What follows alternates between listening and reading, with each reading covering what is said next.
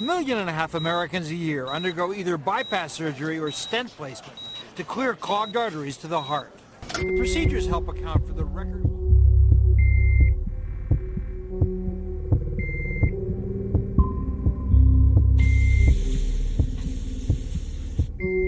In 1980, 15% of American adults were obese.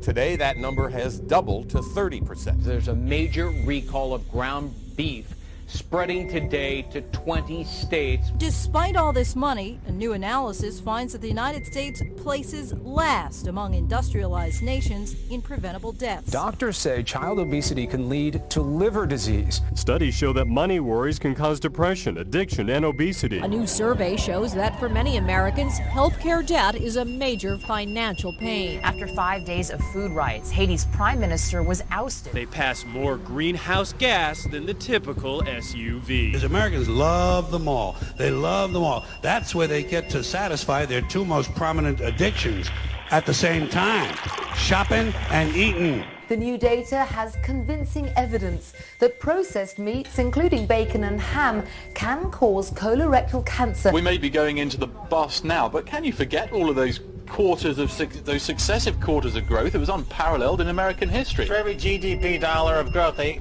generated $5 to $6 in debt. The growth was completely illusory. Just because you have Americans that weigh 300 or 400 pounds waddling down the mall, stuffing themselves like ducks on a foie gras farm, you can't equate that to growth. That's disgusting.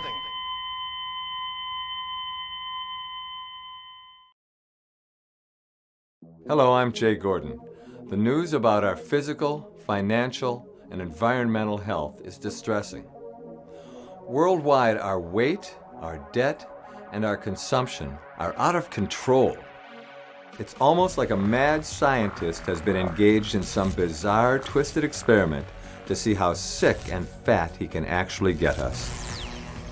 For all intents and purposes, the experiment has succeeded. We've been stuffed with lies about our economy. The economy is doing reasonably well. Just as we've been stuffed with lies about our food.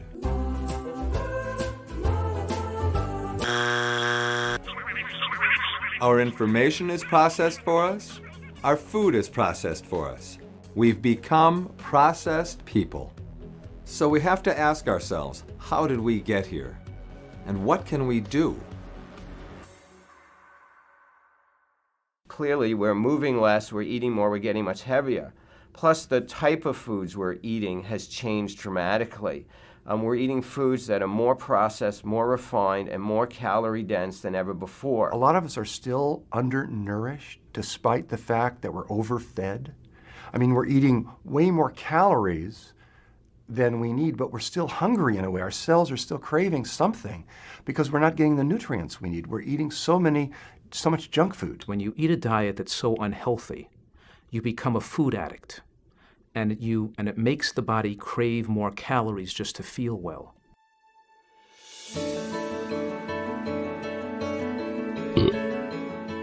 People are fat because they eat like kings and queens. They eat like aristocrats of old.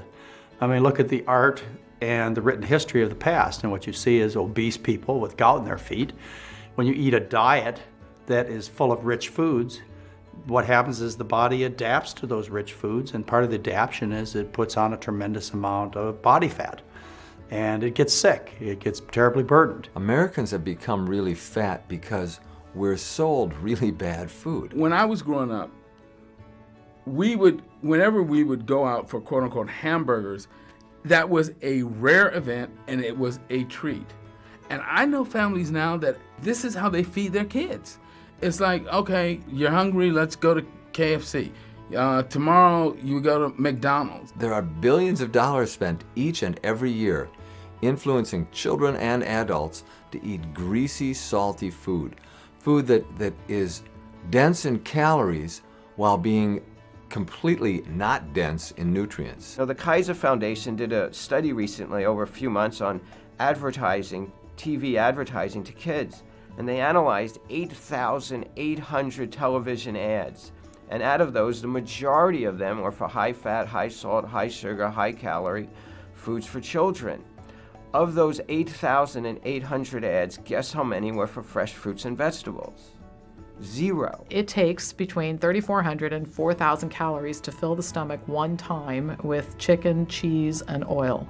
It takes 200 calories to fill the stomach with vegetables. So as long as we continue to eat refined and processed foods and lots of animal foods, we're going to continue to have weight problems in this country. I talk about this concept of toxic hunger, that when you don't meet your micronutrient needs, you feel very poorly when you stop eating for a few hours and your body stops digesting food.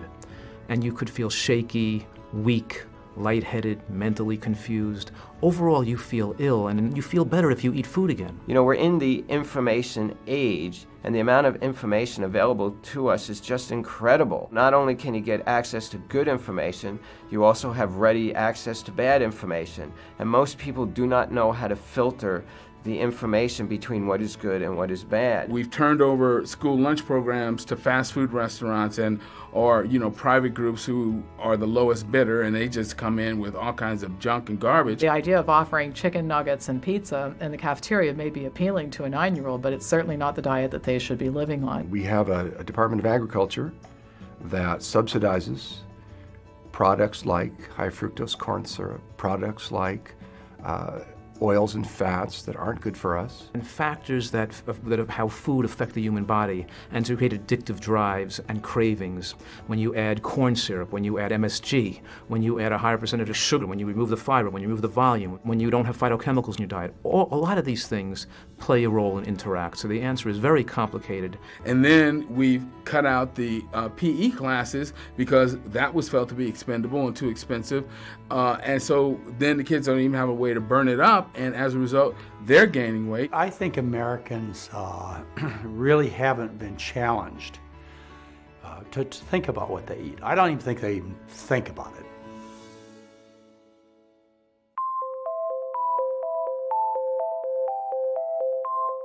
It's a difficult question, especially in a society today where, by the age of 40, autopsy studies show that almost all Americans have developed some form of heart disease. They have atherosclerosis. Health, in my opinion, would be when you wake up in the morning, you don't have aches and pains, and you just absolutely have all this wonderful energy, and you don't have an illness, and you're not popping pills. I used to see health as the opposite of disease, and I don't do that any longer. I think of health as our natural state. Sickness is an abnormal state. The body's intended to be healthy. It's intended to look good, function well, and feel well. If it doesn't, then that's wrong. You know, even though in our society, wrong seems to be normal because so many people are wrong. You know, they're sick, they're fat. I really do believe that if we were not interfered with, if our bodies were not poisoned with toxic substance, and that's food and the environment, if we lived in a pure environment, we would be healthy. Health is not just the absence of illness. It's the presence of well-being. We have an explosion of high blood pressure, diabetes, heart disease, allergies, autoimmune conditions in this country. And so we can't say that a person with the absence of symptoms who feels well is healthy if we see signs that diseases are developing but haven't yet become symptomatic yet, can we? Could that be good health if you feel well and then develop cancer 5 years from now? Were you really healthy 5 years when you had no symptoms? Health, if I'm correct, health came from the same root words as holy and whole. So to me, it's the whole composition of who I am and the way I exist in this world. If in the year 1900 in America, only 2% of all Americans developed heart attacks and strokes, and today it's 51%, are we healthier today? And it looks as if we're living longer than we did in the 1900s because people aren't dying of these diseases at childbirth. They're not having so many infections in the first year of life. So to me, to be healthy isn't just to eat healthy, but it's to have healthy relationships, healthy interactions with the environment, healthy family, healthy everything. And all of those things then come back to help improve my health too. But the question is, in the last 15 years of life, do we have a healthy life expectancy in this country? How much do people suffer in those last 15 years of life? And the answer to that question is probably more than ever before. That's the definition of health, the ability to engage in life fully, have all the energy you need to do all the things you want to do, and to maintain that until you die, to live until you die, instead of engaging in a gradual process of degeneration starting sometime around when you're 40 or 50 until you're just not functioning anymore.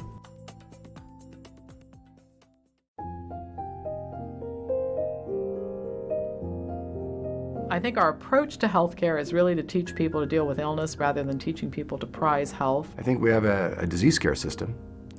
I think it's phenomenally expensive. I think that we've failed our population, that healthcare should be teaching people how they can take control in their own lives to protect themselves against diseases and not trying to offer them a pill mentality to solve a problem. True prevention is not part of the healthcare system because the healthcare system, like any other system, is a money-making system. The U.S. healthcare system is a system based on profit. Drugs and surgery, a pill for every ill mentality. If its intention was to really make people healthy, then it would be a very unprofitable system. As it is now, you got the commodity, which is sick, fat people, which everybody's getting fat off of, so to speak, economically. There is a tremendous amount of money being spent right now to find the cure for diabetes, and much, much, much less money being spent to figure out how to prevent type 2 diabetes and even how to prevent the triggers to type 1 diabetes. What's called prevention now is really primary intervention. So, we wait till we diagnose you with something, and then we have all these, procedures we could do to try and lower your risk. The money comes into doctors' offices based on how much we treat, how much medication we prescribe, how many procedures we do, how much surgery we do. I mean, I've had many doctors tell me, look, between you and me, the reason I'm making $1 million a year is because I do a lot of procedures. The doctors are getting rich, the drug companies are getting rich, the hospitals are getting rich, the insurance companies are getting rich off of all this sickness. After all, the bigger the business, the more money these insurance companies make. And so all the financial incentive is towards sickness. There's no economic incentive to teach people how to eat well, how to exercise more, how to get enough sleep to stay healthy. The financial incentive is in treating illnesses. We've given millions of dollars to the American Cancer Society. Most of that money has gone to the drug research and drug companies finding us to have a solution. We have a pill solution for everything. It's like people think life is a fairy tale. We're going to find a magic wand and say you can be healthy. They don't realize that you have to earn good health. The medical profession right now is doing what? We're feasting on selling disease. And we are so successful on selling sickness that there are not enough dollars in this country to pay for it. I've talked to many cancer doctors, and I said, well, what about diet? Well, yes, of course. What about prevention? Oh, sure. I said, did you learn much about that? No, we didn't. Are you interested? Not really. Because it's not high tech, there's no money involved, and there's nothing involved in telling people go and eat more fruits and vegetables. The degree to which profit and profit-seeking, profit motive has sucked the spirit out of healing and medicine and replaced it with something that's unworthy of us as human beings. Healthcare in this country is expensive because we let it be, and we let business control things.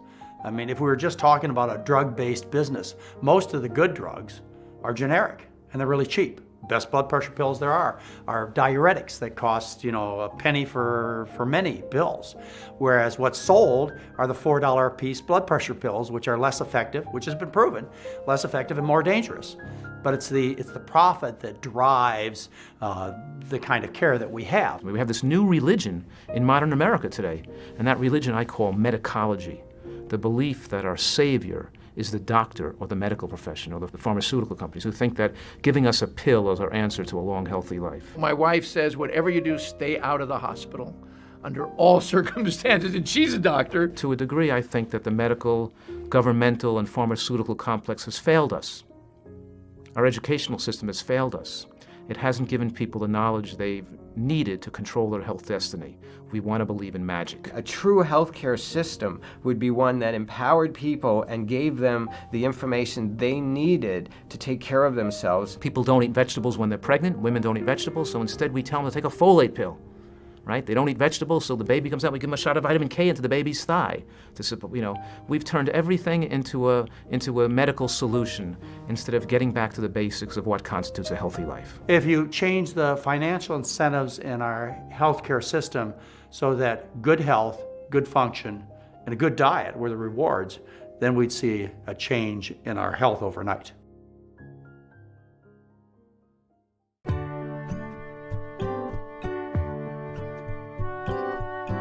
In America today, our diet is predominantly from processed foods, oils, sweets, and animal products. The amount of fruits, vegetables, beans, nuts, and seeds in the American diet is dismally low. The scientific evidence is fairly clear that humans thrive on a plant-based diet that's relatively low in fat, high in fiber. It has a low calorie density, a high nutrient density, and a high satiety. A wide variety of fresh vegetables, green ones, yellow ones, red ones, orange ones, all kinds of colors, and whole grains. Plant-based, whole food, unrefined, unprocessed diet. What I recommend for all the families in my practice, fresh fruits, vegetables, grains, beans, pasta, a little tofu. One of the nations that don't have many of these chronic illnesses that we in the Western world do have. And the diet that seems to do that the safest and the best is a plant-based diet. Any society that we can look at the world over that had long life and a very healthy life expectancy in the most elderly members always had a diet rich in vegetables. Not only do we see populations that eat this type of diet suffering from far less degenerative disease than we suffer from here in the United States, but we see people who are ill reversing their illnesses when they adopt this type of dietary plan. It doesn't include things like high fructose corn syrup. It doesn't include things like hot dogs and hamburgers. It doesn't include things like milkshakes. It's interesting, it doesn't include a lot of things that are standard in the American diet. No diet can be considered healthy unless the vast majority of its calories come from these primary naturally nutrient-rich plant foods. That's going to really save us from these chronic illnesses, the classic example of which is, of course, is cardiovascular disease, heart attack, and stroke. That same approach is going to protect us, I'm really quite sure, from Alzheimer's disease and dementia.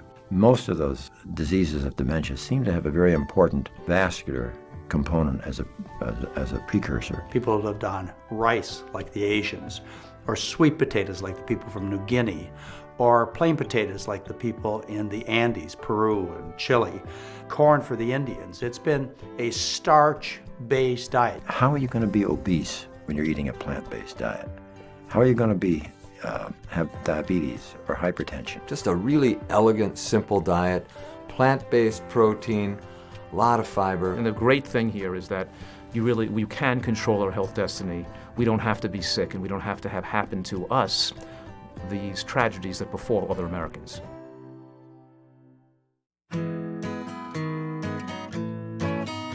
People do not need to eat animals to be healthy. Virtually every nutrient you need, you could get on a well-rounded, unprocessed, unrefined plant-based diet. Eating animal products, eating animal protein is one of the unhealthiest ways to eat. What I have seen is that most people, when they stop eating animal products, they feel better and they're healthier. They lose the weight that they were carrying that wasn't necessary. Their joints get cooler and they feel better. Their range of motion increases physically. Their endurance increases. There's a direct connection between eating more beef and developing intestinal cancer.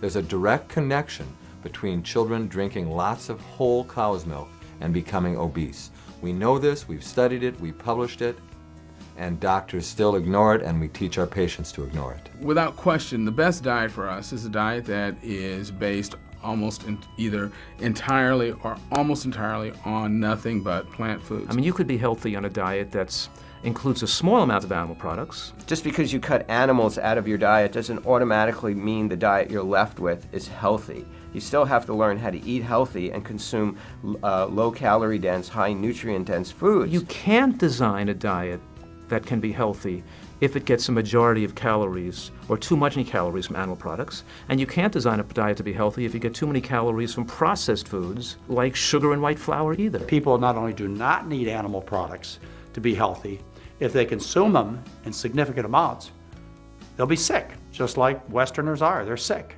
and fat.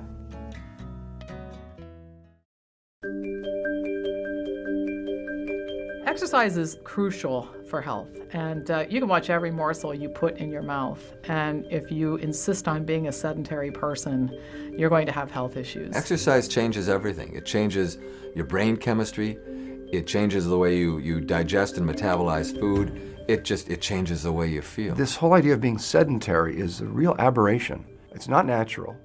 And it's strange, and it's very, very unhealthy. If you think about it from an evolutionary standpoint, it wasn't all that long ago that we were hunter-gatherers and cave dwellers and we burned up an enormous amount of calories every day moving around. So we're simply not adapted to being sedentary people. I tell the patients in my practice, especially the fathers, that you need to get 2 hours of exercise a day, and they laugh at me. Obviously, there are other factors besides diet and nutrition that determine good health.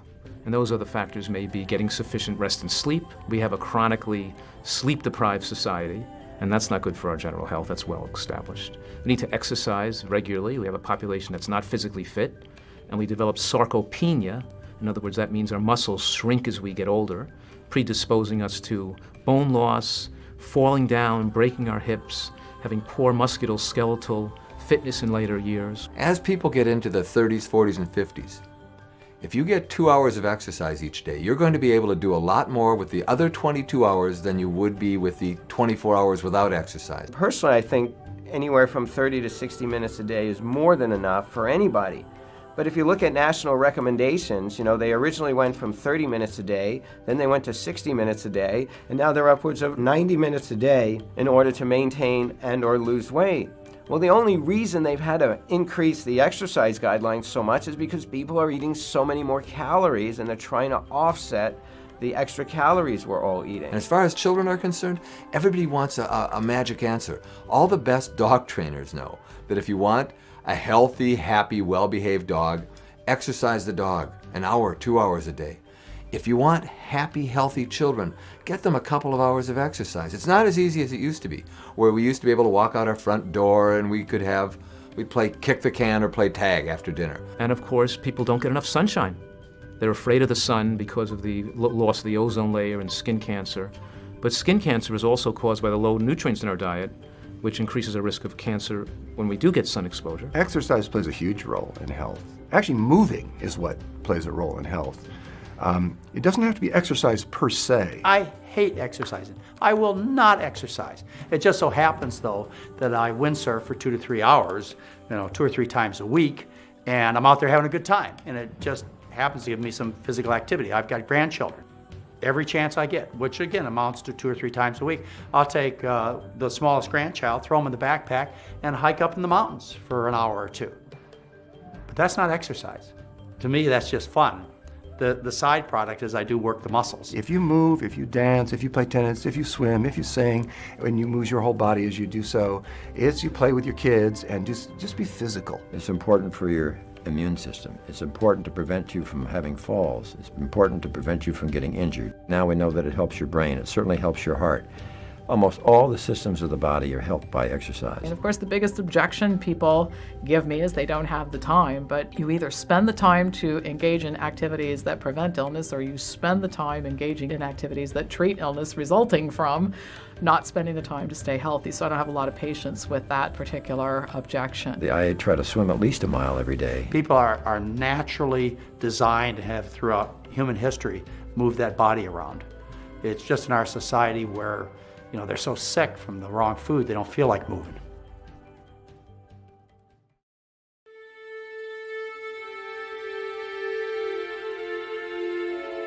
Processed person is someone who has bought into the media hype, the advertising about the usual way, the way that we've always eaten, the way we've always conducted our lives. We're just processed right straight through the system. It starts at birth when they steal away breast milk and they replace it with processed infant formula. It continues when they tell our mothers that it's too dangerous to make our baby food. We have to buy the processed baby food. It continues when your child hits 10, 12, 15 months of age, when we actually are convinced that it's okay to give our kid French fries, that it's okay to get processed fruits and vegetables instead of fresh fruits and vegetables. We are processed through this system from birth all the way through the first years of life, and then we're taught to eat things that are not really food, where they've put together little pieces of food and turned it into a processed meal. And we get processed through this system all throughout our lives, and we have to break out of it. Eat food. Don't eat food-like things. Don't be fooled into eating processed food stuff. Eat food. We're processed people because we let them process us.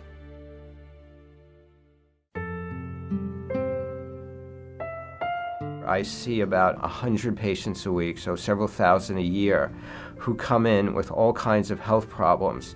And the irony is many of these are many of the best educated, wealthiest people in America, and yet they still have all of the same health problems that everybody else does. Heart disease, diabetes, metabolic syndrome, obesity, and cancers. So the blessing is that I get to see on a daily basis what happens to these people when they implement these changes in a controlled environment.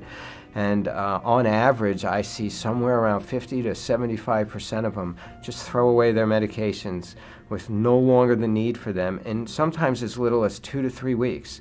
I see cholesterol levels drop from 300 to 150. I see type 1 diabetics who take 110 units of insulin drop down to 10 or 12 units. I see type 2 diabetics get off. Well, I had a young lady come to me about 1.5 years ago with early stage MS who had started taking pharmaceutical drugs on the recommendation of her doctor. Was very concerned about her health and the rapid degeneration that she was experiencing, and adopted this program of dietary excellence that we recommend with a few modifications, and is drug-free, symptom-free, and of course, gave her life back. And I tell people, this isn't me. This is the diet. This is the power of the diet. Now, when I was traditionally practicing medicine, I was just loading them up with drugs.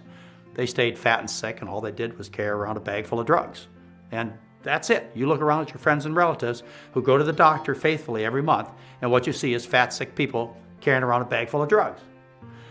In my practice, it's entirely different. What happens is people change their diet, they get some exercise, they clean up some bad habits, and what happens is their physical appearance, their activity, everything about them changes for the positive. And I get a good feeling about that because I've made a positive difference in their life. A person who's told they need angioplasty or bypass surgery, reverse their condition, clean out their vessels, have a robust and healthy life without free of any medications at all in subsequent years, and having hundreds of people with diabetes no longer require medications, and of course, and getting rid of their diabetes, not just control it, and seeing people with blood pressure be able to throw their medications away.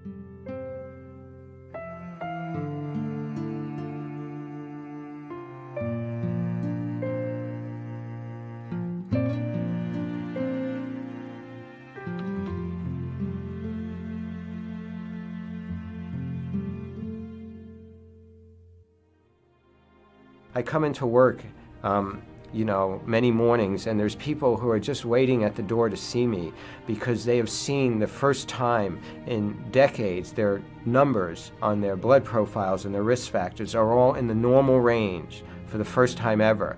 And they've gone the healthcare route. They've had operations, they've had stents, they've had bypasses, they've taken multiple medications.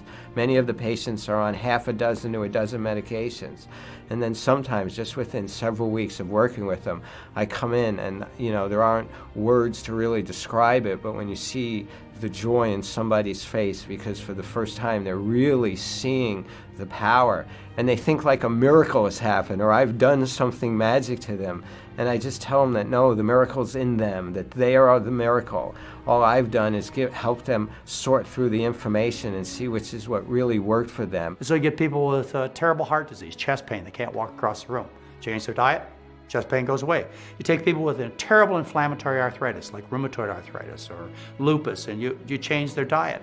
And what was once a completely incapacitating, potentially very fatal disease becomes history, and they become fully functional. And sometimes people laugh at me when I say this, that they'll always get better. And I've had doctors challenge me with this in medical meetings. So you can't say they'll always get better from following the same kind of diet. And you know what I ask them? I say, how many patients have you asked to quit smoking who haven't gotten better? Raise your hand, tell me about what. Never a response. How many drunks have you taken off the booze who haven't gotten better? Well, no one has an experience other than they always get better. Same thing with the food. You change it from grease to starch, and people always get better because you change it from wrong to right. It always works. It's that profound.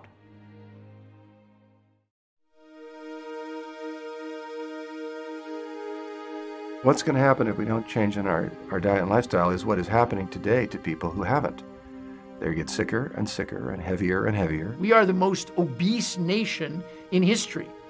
And obesity, as everybody knows, is not just an aesthetic thing. There are little blips. They report that there's less of a certain type of cancer this year than there was last year, or less heart disease this year. But overall, the trend is absolutely terrible. Diabetes is the next epidemic, and it's in children. And that's what really worries me. And it's so clear now to everybody that it's directly related to diet. We know what happens to an adult when they turn 50 or 60 and they get type 2 diabetes or heart disease. We know the tremendous impact they have and the costs, not only to our nation, but also to them. We get paid more for heroic things. We get paid for doing heart transplants, for trying out brand new chemotherapeutic agents. We get paid for diagnosing infections and treating with new antibiotics. We don't get paid for prevention. We get paid for waiting for people to get sick and then treating them. I know the Center for Disease Control is predicting this is the first generation that's going to dramatically live a shorter lifespan than their parents. Well, we're now seeing diabetes, type 2 diabetes, and heart disease in children under 20 years old. What's going to happen in the next 10 and 20 years when the fallout of those diseases that we used to see in adults that were 60 and 70 is now happening in children who are 30 and 40? We've pretty much come to the conclusion through careful science that the more weight we gain as a child, the younger we die as an adult. So we do have some pretty dramatic possibilities that may occur in future years if Americans don't make these changes. The cost of health care in America has risen, again, year by year by year, and it will keep going up if we insist on paying doctors who want to be heroes rather than being teachers. This country will not be able to afford the kinds of drugs and procedures that will be necessary for the carnage that the Western diet inflicts. We won't be able to afford it. It'll just be that simple. And then there may be a very awkward period where only certain segments of the society can afford care. I hope that won't occur. What may not be so clear is that our diet is directly related to a lot of other things that are very hard to get rid of in America. And that, what I was talking about earlier in the bottom line and people wanting to make large amounts of money, people are also willing to make large amounts of money making you sick. If they know that they're making a product that is not healthy, but people are buying it in huge amounts and it tastes good and it's cheap and they sell hundreds of millions of them, it's going to be a big struggle to tell them, look, you are doing something immoral. On the other hand, I think the fact that things have gone downhill, that diabetes and obesity has skyrocketed with no end in sight, and that healthcare costs have gone up 500% in the last 5 years, and that with no end in sight, and putting corporations under tremendous economic stress, making jobs go overseas, and corporations be going bankrupt, and I think that's a motivating factor where people are now opening up their eyes and looking at things and looking at the possibility of change. And for me, I see it as an opportunity. There is no way that this planet can support a meat-eating species as large as human beings in the numbers that we now exist.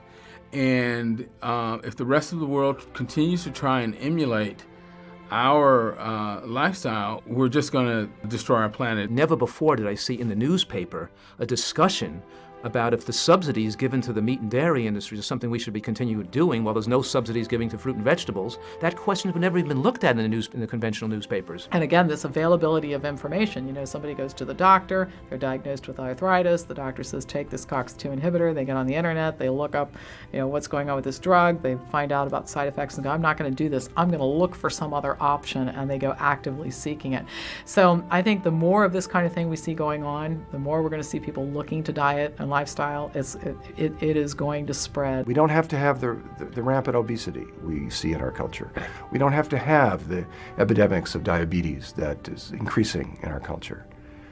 We could have a much leaner, stronger, more fit, more clear thinking, more capable of critical thinking population. I've been recently working with the Bank of Hawaii, where now they're courting unions, IPA association of 750 physicians who are trying to utilize nutritional protocols to improve the health of their patients, to reduce healthcare costs as a public policy of a doctor policy in all of Hawaii. These things are now being considered and being discussed, would never have been looked at if we hadn't seen obesity rates and diabetes rates and things coming to a certain point of crisis. When I was a child, cigarette smoking was the norm. And it was acceptable behavior, and even doctors smoked. And then people understood the real impact of cigarette smoking on health. Things have changed. I remember a 2-martini lunch was something to brag about, but not these days. It's embarrassing to be a drunk in public. So, things could change if we got the awareness out there that being fat and sick and consuming all this rich food is a disgrace. It's a disgrace on you. It's a disgrace on your family. It's a disgrace on society. And if we could bring it to that level of understanding, I think we could change. I really do. I think people are smart enough and they care enough about themselves that if they had the information, if they had the truth, they would act on it. It's commonly said today that the earth is dying. Someone once said that's not true. There are people killing it. And those people have names and they have addresses. They're actual people.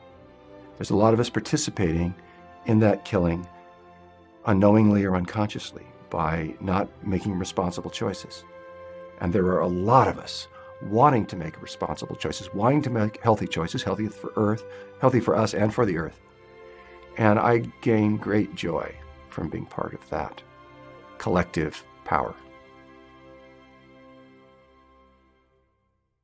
John is what doctors call a super obese toddler, part of a new epidemic.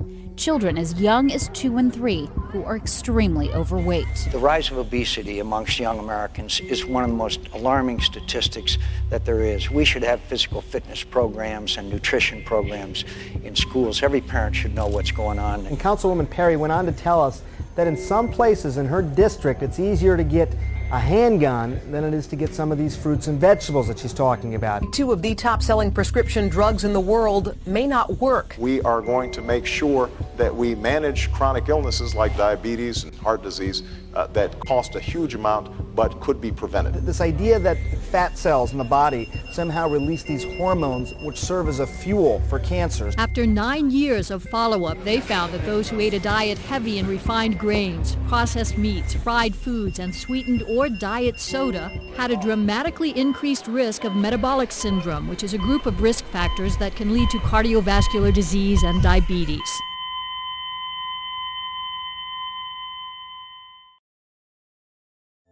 Contrary to what you may have been told, there are bad foods, foods which can produce sickness and misery beyond measure. We have every right to be angry at the madness which brought us to this point. And we have every reason to be hopeful as well.